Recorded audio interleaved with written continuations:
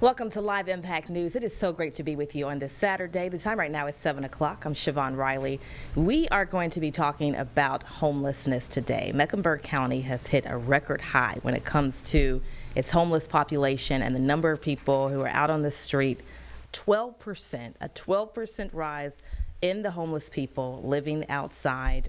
Just really disturbing data that came out. And right now, we are joined by Deborah Phillips. She is the Executive Director of Block Love Charlotte. Deborah, thank you so much for being with us. Thank you for having me.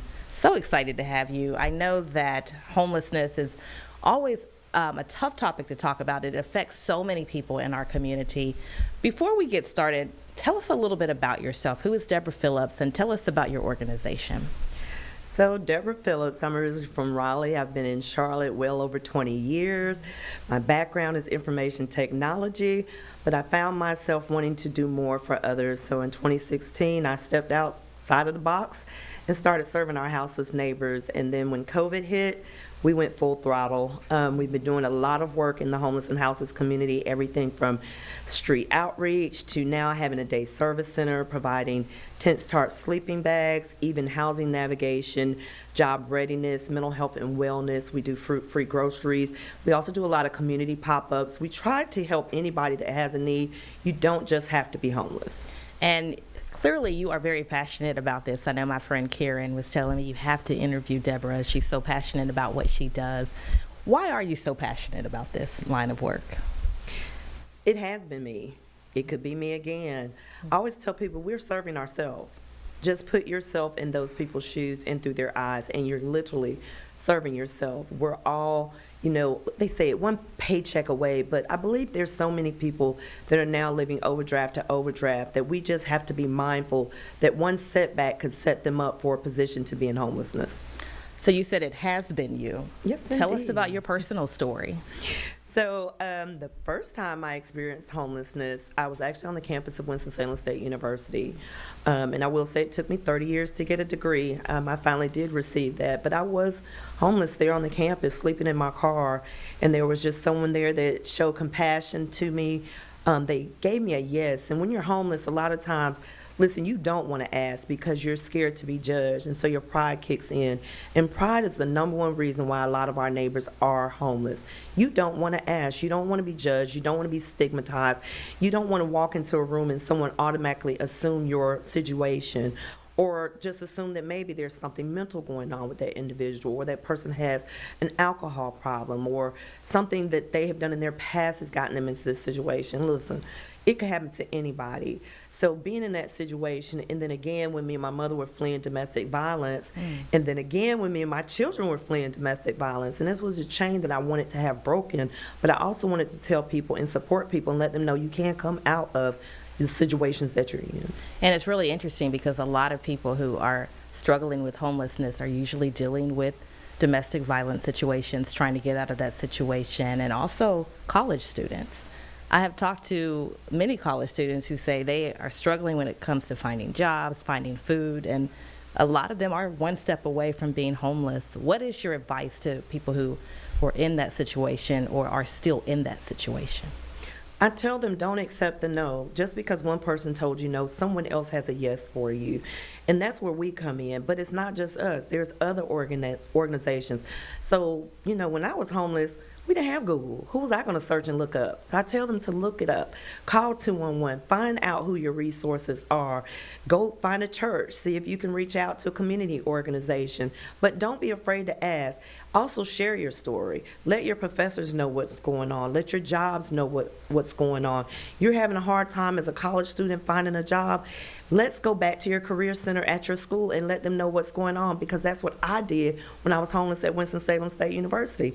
I was referred to go to the career center. When I left not with one job, but with two jobs. I had a full-time and part-time, and I was a full-time student. But it was able to work for me. That's not for everybody, but you got to not be afraid to ask. And I know it puts yourself in such a humbling situation, but don't be afraid to ask. And everything that you went through brought us to this point. Now you are the Executive Director of Block Love Charlotte. Tell us about your program. So I love Block Love. Listen, Block Love Charlotte was birthed well before it received a name. But I found myself in a location in uptown Charlotte called The Wall. And I heard all these negative connotations about The Wall. This is where you find prostitutes, there's drugs, there's a lot of illegal activity. But when I got to The Wall, I felt love. And it reminded me of being on the block growing up. And yes, we're down south, and our blocks were more so cul-de-sacs. But it was still the block. We hung out on the block. We had block parties. You know, you got to know the latest gossip, the styles. And so I was like, this is the block. And everybody I encountered, even on their worst days, they still managed to show us love. And I was like, this is where I want to be. This is what I want to be a part of. And so we started out something as simple as serving meals to now doing so much more, helping anybody in the community, even if it's just offering a resource. And that's what we do. We educate ourselves to find out who's doing what in the city, because we ain't trying to do it all. We're not trying to be superheroes and put on our capes and save the world. But if we can help one person, that's what it's all for. So important. And I know you are making a difference in the line of work that you are doing. Mecklenburg County, as we mentioned earlier, is seeing a 12% rise in homeless people living outside. When you hear that number, what do you think about that? I'm sorry, I get a little emotional because it's heartbreaking.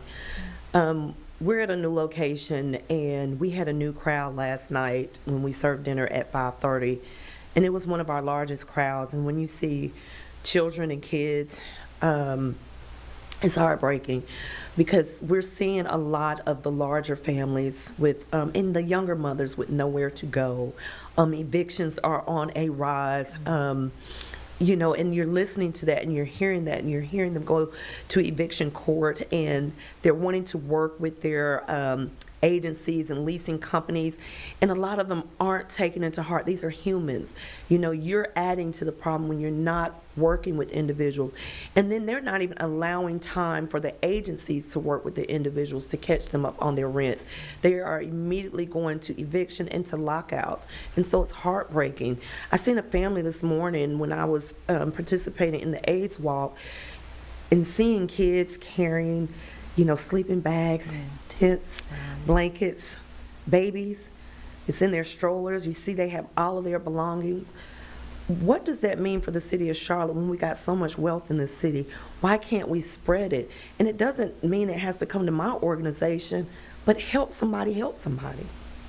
When you see that, what goes through your mind? What more can I do? How can I help? I asked the lady this morning, how can I help? This is what I do. And I know a lot of people may say, why is this nut approaching me? But I feel like we got to start asking. You know, pray that we don't offend, but pray that we are able to make a connection with them so that they know that they can trust us enough to share even just a portion of their story so we can get them the help. Let them know, listen, there's a number you can call to do a coordinated entry if you're homeless. If you don't have a phone, if you're not near Wi-Fi, listen, there are places that you can go. You've got roof above. You can call 211. But just having those resources available to let them know they're not out there, they don't have to do this all on their own. That's what's important to me. And you have faced a lot of challenges in this line of work. I know that you lost your nonprofit status and you were also forced to move. Can you tell us about that? Oh, it's just been like a perfect storm. It's been one thing after another. So the nonprofit status, it's like now we're waiting on the IRS. That's been a little bit of a nightmare because who do you call? So if you're out there in the IRS world, please answer our calls. But still awaiting our nonprofit status. And in the meantime, a lot of funding loss. We don't have staff. We rely heavily on volunteers, but we're still showing up every day. And then in the midst of all of this, the building that we were in off of Graham Street was sold. And that really knocked the breath out of me. And I was like, what are we going to do now? But we had an amazing broker and now an amazing landlord, and we have a new location at 127 West 28th Street, but it needs to be upfitted. So here we are now with another challenge, and I'm actually going to say something that you encouraged me about, a spill that you had, and you said, don't give up. And I was like, okay, yeah, I was right there on the brink of giving up. It's like, don't give up. because Block Love is going to be healed after this. And if I walk away before we're healed, we're going to miss that opportunity to help so many that need it, because there are those that do rely on us. Even while our building is, not available to go inside, we're still serving meals on the outside Mondays, Thursdays, and Fridays at 5:30, because people rely on that. They're able to still get their mail. They're able to come conversate with us, let us know what issues or barriers they're having. So we're still doing the work. It's just a little bit challenging right now. And that is really good advice, because your organization is making a huge impact, and if you give up, then who else can we depend on? And so I really think your organization is going to help so many people who are looking up to you and who are depending on you. And what do you say to those folks who, you talked about the children, and that is just heartbreaking when you think about children carrying sleeping bags, but you still continue to do this work. I had a young lady, she called me on yesterday, and her situation was pretty dire. And she said, listen, I've called so many agencies, but nobody took the time to listen to me. And I told her exactly what I heard in your message. Don't give up. Like, I know it seems drear. And then this morning I got a text, and she said, I got an opportunity for somewhere to stay. Wow. I'm like, that's what I want to continue to encourage individuals, to let them know, listen, we cannot give up. And for anybody that says that, we're enabling individuals, we're, making it more convenient for them, we're offering so much that they don't want to get a job, they want to remain homeless. Listen, you are a doubter, and that doubt is not allowed around us, because what we do is we enable people to see themselves up out of homelessness, and hopefully keys to a home, and so much more. We've seen individuals buy homes. We've helped individuals buy homes. We've helped individuals get into better paying jobs, because I tell people, listen, you have to make a comfortable living wage to be able to live in the city of Charlotte. I work in Charlotte every single day, and I cannot afford to live here myself. It is very hard. Talk about and it. I have a spouse. It is still hard out here. So I understand, and I think that also helps individuals make that connection, because they know she's been there, she's done that. Whether it was fleeing domestic violence, whether it was being homeless, whether it is even facing eviction, people know that they can relate to what I'm telling them, and so they're more apt to trust the process. And speaking of the process, in order to keep this line of work going, the community has to step up. How can the community support you? Right now, we have a major GoFundMe campaign, and yes, we have been transparent, very transparent, letting people know we are awaiting our nonprofit status. We are actually about to do some amazing things at Block Love Charlotte, and so we let individuals know, when you do donate to us, you cannot write that off at the moment. But still, listen, every dollar, every dime helps. We're doing the work every day.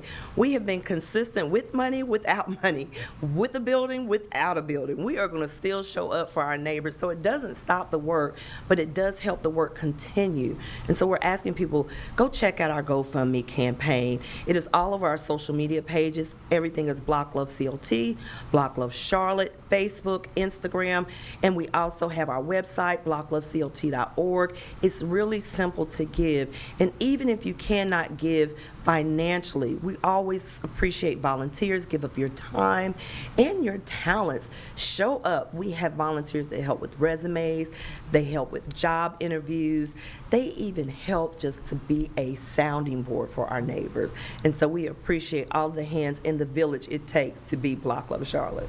Yeah, when you think about going into the summer months, and we're talking about that disturbing data about Mecklenburg seeing a 12% rise in the homeless people living outside, what is your biggest concern as we are heading into the summer months? Heat exhaustion. We had one yesterday, heat exhaustion. And I was totally devastated, because I kept asking the gentleman, please drink some water, please drink some water. And but he was so adamant to help, and excited to help, and excited to give back. I think he pushed himself just a little bit harder. But we actually do ride around in the hotter months. So we always ask people to make sure, please keep us stocked with waters. Like, waters go a long way. It's not always about the sports drinks. We need the waters. But that heat exhaustion, we've seen it, especially like during COVID, and those that are in their tents, they get extremely hot when they zip themselves up in those tents, and they add the tarps on top. All they're doing is baking. And so we're asking individuals, fans, portable fans, rechargeable fans, anything that you can help, cooling towels to help keep our neighbors cool.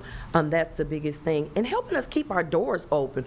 We're a day service center, and last year we saw so many people come through those doors, and they were just trying to get out of the heat. We would even have workers stop just to get out of the heat and get hydrated. So help us keep our doors open. We're a day service center. They can come in, get out of that heat, and get some services as well. So we want to continue that. Yeah, and I also think about even during the winter months, I remember talking to an organization, and they said as they do their counts, they would find people who didn't make it because they were so cold. And so now we're talking about we're going from cold to hot. And so it's really important for people to get those resources.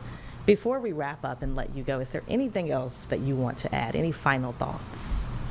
I want people to know and understand that we have the capability, the power, and the wealth to do more in this city. And there are a lot of agencies that are doing the work, but they have to get the support. And so I'm not just asking for it for myself. We go to these city council meetings. We are always in community meetings. But we need to make sure that this funding gets to where it belongs, because there's people that are out there every day, well beyond just Block Love Charlotte, and they're doing the work. This work is so important. If we're worried about pets being outside in the heat, let's think about what it is like for people and children to be outside in that heat. Let's get some more shelters built. Let's make sure that we're looking out for our trans community. Let's make sure that we're looking out for our unaccompanied minors and giving them more options. Let's do more funding when it comes to places that support, like the relatives. Let's give where it counts, and it does not take much. Every penny counts. Every penny certainly makes a difference. Deborah Phillips, we are so honored to be with you today.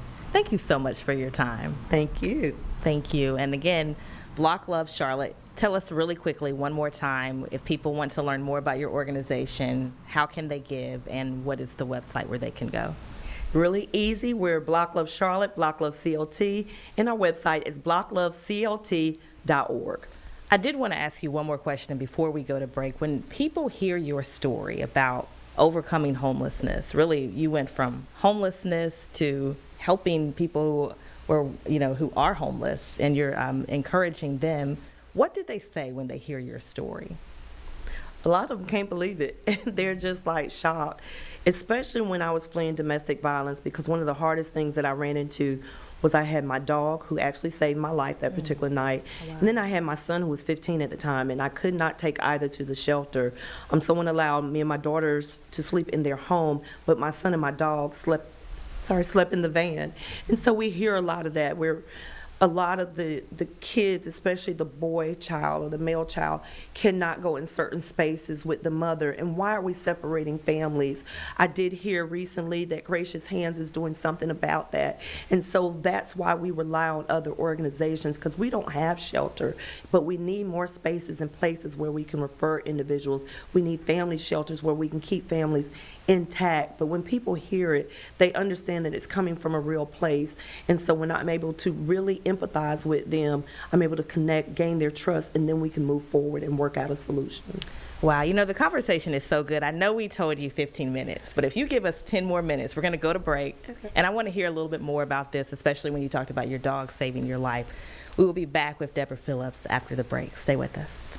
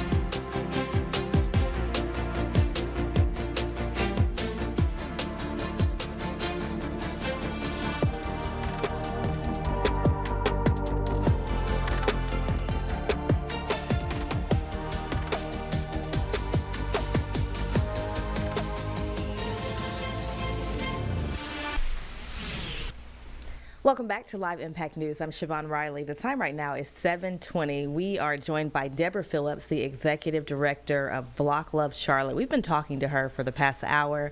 The conversation was so good that we just wanted to keep the conversation going. Deborah, again, thank you for being with us. We've been talking about homelessness and how Mecklenburg County is seeing a 12% rise in the homeless people living outside. And you shared with us a lot about your organization. And you also talked just about your personal journey, and you talked about going from, you overcame domestic violence while being homeless. You also talked about being a homeless college student at Winston-Salem State. And before we went to break, you were just talking about your dog saving your life. Talk a little bit about that.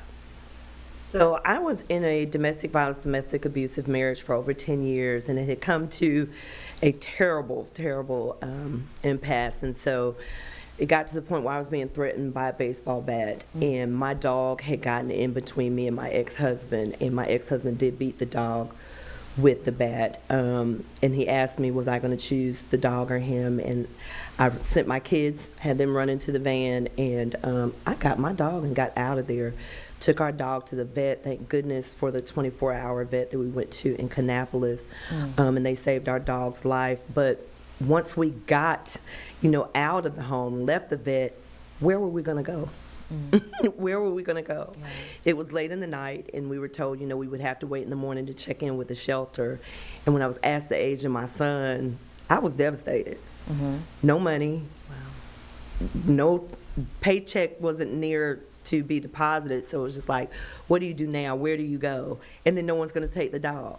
And so we get those calls where people are saying, hey, I'm going through this, whether it's a dog or a cat. I even had one lady that had her rabbit, and she was like, I've had this rabbit forever. Where do people go with their pets?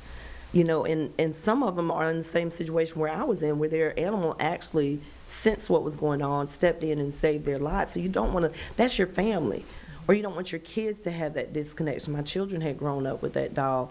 And it's not we're choosing the animal over our own safety and a place to stay. But I had multiple issues that were causing us to not be able to be placed somewhere. And not being from Charlotte and not knowing all of the resources, it was crazy because I was working at one of the hospital systems, and I was put in a place where I actually became a domestic violence advocate through the Domestic Violence Healthcare Project at Atrium. Wow. And so being a part of that project while I was in my situation, there was a 43 or 46 questionnaire we would have to ask clients that were fleeing domestic violence, and I was able to answer all but 3. Oh, wow. That's when I realized how deep I was in this situation. And I was like, listen, this is horrible, and we got to do more. I had a young lady call me a couple of weeks ago, and she said, Ms. Deb, I'm fleeing. I even asked CPS to come and get my child because he's after me. Wow. And she was like, I just want my child back, but there's no safe space for me to go. And I'm continuously calling the battered women's shelter. And that's not to put anyone down. That means they need more funding. They need more space. Wow. And that baby had to stay out there on that street without her baby. What do you tell somebody in that situation? And how do you help someone in that situation? I mean, what steps can they take? What steps does your organization take when they are in that situation? The biggest thing is we ask them to contact Safe Alliance, and a lot of times if I can get there to them, we will sit there with them while they do that intake. If they're able to take them in, we make sure that they're able to get there safely. If there's a situation where they're not able to go there, there's not enough space, and they give them an additional list, we sit with them and we go through that list with them. We help them contact those individuals. A lot of people say, Ms. Deb, when do you sleep? I don't. Because I am an advocate, my phone is always on 24 hours. I'm always checking my inboxes on social media and even just our emails, because we never know when we're going to get that type of call. I work with Community Support Services in Mecklenburg County, their Domestic Violence Speakers Bureau. So I'm always available, because those are some of the hardest situations, and you want to make sure not only is the individual safe, because I always tell people you can't say whether it's a man or woman, because perpetrators come in every shape, size, form, and fashion, but you also want to make sure if there's any children and pets involved that you're getting everybody to safety. But we're always asking them to come up with a safety plan.